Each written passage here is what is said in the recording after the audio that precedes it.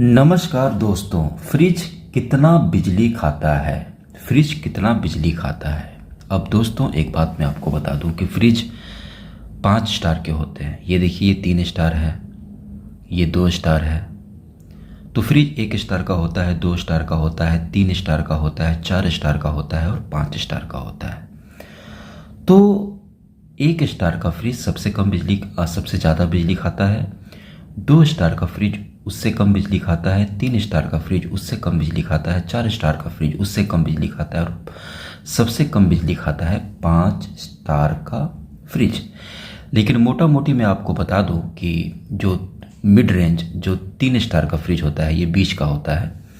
तो जो 3 स्टार का फ्रिज होता है वो एक साल में लगभग 280 से 290 यूनिट तक बिजली खाता है, यानी 23 यूनिट बिजली हर महीने खाता है।